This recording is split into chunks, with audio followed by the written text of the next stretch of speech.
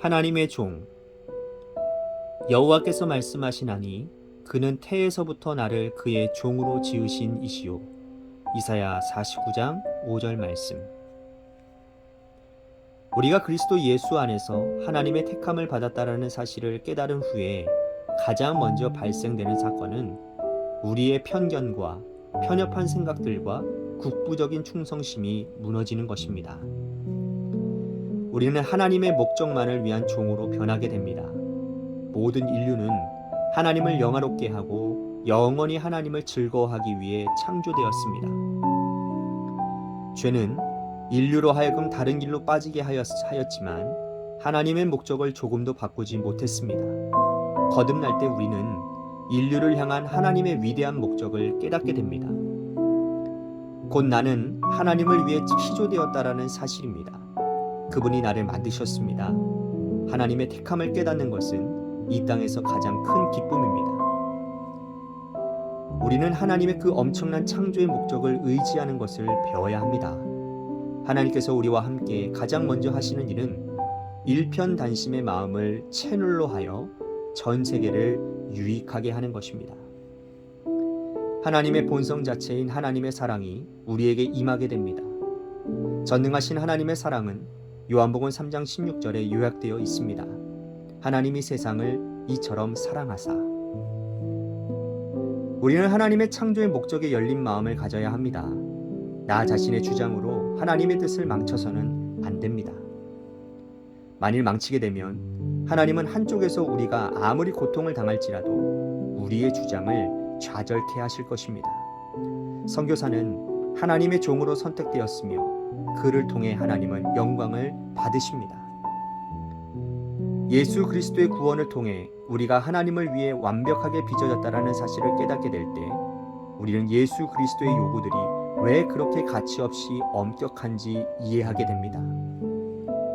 주님은 그분의 종들에게 하나님의 성품 자체를 넣어주셨기 때문에 그들에게 완전한 엄정함을 요구하십니다. 당신의 삶을 향하신 하나님의 목적을 잊지 않도록 주의하십시오. 주님은 나의 최고봉 새벽 묵상, 오늘은 10월 27일입니다. 하나님의 종이라는 제목으로 말씀을 나누도록 하겠습니다. 이 땅에 존재하는 모든 것에서는요, 다 목적이 있습니다. 우리 주위에도 보면 모든 것들이 만들어진 이유가 다 있지요. 그리고 그 목적에 맞게 사용되어지는데 가장 최고의 효과를 낼 수 있는 것입니다. 예를 들자면 핸드폰을 좀 예를 들 수 있을 것 같습니다. 요즘은 핸드폰의 기능이 워낙 다양해져서 단순히 통화만을 위해 핸드폰을 사지는 않습니다. 핸드폰을 가지고 인터넷 검색을 하고 또 영화도 보고 게임도 하고 또 쇼핑, 은행 업무 등 정말 핸드폰이 말 그대로 스마트폰이 되어져서 우리 일상에서 이제 없어서는 안 되는 그러한 물품이 되었지요. 하지만 핸드폰이 그렇게 유용하다고 해서 여러분 그 핸드폰을 가지고 못을 받거나 또한 다른 물건들을 깨는데 사용하지는 않습니다. 그렇게 했다가는 고가의 핸드폰을 망가뜨리는 일이 되기 때문이죠. 이처럼 목적에 맞게 사용하는 것이 중요한 것이지요.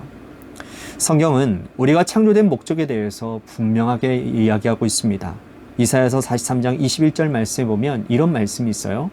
이 백성이 내가 나를 위하여 지었나니 나를 찬송하게 하려 함이니라. 그러니까 하나님께서 우리를 창조하신 목적은 하나님께 찬송 드리기 위해, 다시 말씀드린다면 하나님께서 찬송 받으시고 영광 받으시기 위해 우리를 창조하셨다라는 거예요. 그러니 우리가 이 땅을 살면서 하나님의 영광을 위해 하나님을 높여드리고 하나님을 찬송하기 위해 살아야 한다라는 겁니다. 그렇게 지음받은 인간이 죄로 인해 타락함으로 자기를 위해 사는 인생이 되었지요. 에덴 동산에서 선악과를 따먹는 동시에 하나님이 주인이 아니라 내가 주인이 되어버린 겁니다.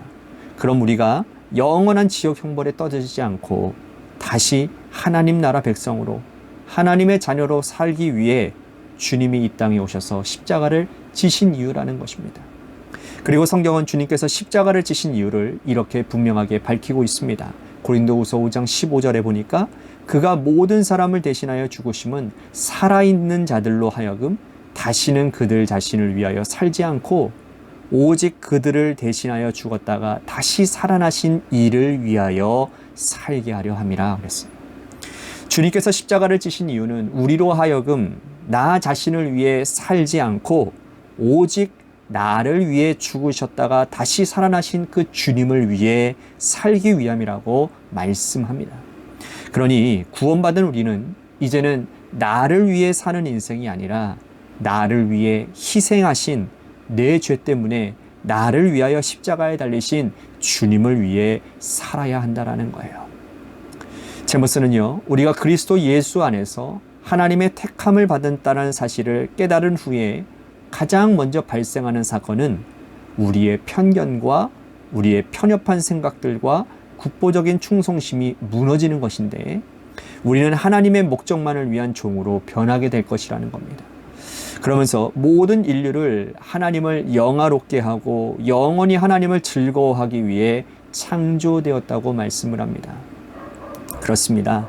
그것이 우리가 지음받은 이유이고 목적입니다.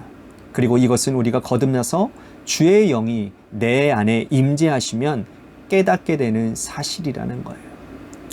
이제 그렇게 거듭나서 창조 목적과 존재 이유를 알게 되면 하나님은 그러한 우리를 통해 우리와 함께 일하시기를 원하시는데 하나님의 가장 큰 원하심은 바로 영혼 구원입니다.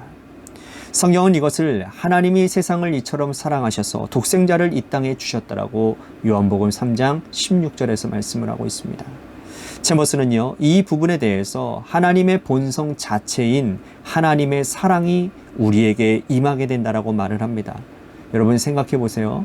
하나님의 영광을 위해 산다라는 것, 그리고 나를 위해 십자가 지신 그 주님을 위해 산다라는 것을 무엇을 말하는 것일까요? 주일 예배 잘 드리고 봉사하고 헌신하고 또 생활 속에 나아가 나쁜 짓 안 하고 착하게 살면 그게 하나님의 영광을 위해 사는 것일까요? 여러분, 그러한 삶의 모습은요, 자연스럽게 따라오는 겁니다. 하나님의 자녀된 우리에게, 주님을 만나면서 변화된 우리에게 따라오는, 자연스럽게 따라오는 현상이라고요. 주님이 내 안에 계시고 내가 주님 안에 있어 교제하다 보면, 동행하다 보면 따라오는 현상일 뿐이라는 겁니다. 진짜 주님을 위해 산다는 것은 주님의 마음을 가지고 세상을 보는 겁니다. 한 영혼을 구원하기 위해 하루를 천년같이, 천년을 하루같이 기다리시는 그 주님의 마음을 읽어서 세상을 향해 그러한 마음을 갖고 나아가는 것이죠. 여러분들은 혹시 아이를 잠시라도 잃어버리신 경험이 있으십니까? 아이를 잃어버린다라고 상상을 해보세요. 저는 한 번도 그런 경험이 없기 때문에 그냥 상상만 해봤습니다. 그런데 상상조차도 하기 싫어요. 생각을 해보십시오. 아이를 잃어버렸어요. 하늘이 무너질 것 같지 않습니까? 피가 마를 것 같아요. 그죠? 여러분, 세상을 향한 하나님의 마음도 그런 거예요. 잃어버린 영혼들입니다. 원래 하나님의 자녀였는데 죄에 빠져 세상에 빼앗긴 잃어버린 하나님의 자녀들이라고요. 그들을 향한 하나님의 마음은 우리가 아이를 잃어버렸을 때 그 마음과 동일할 것입니다. 그래서 주님은 친히 이 땅에 오셔서 그 모진 고통과 수모와 고난을 당하면서도 우리를 구원하고자 끝까지 그 길을 가셨던 거예요.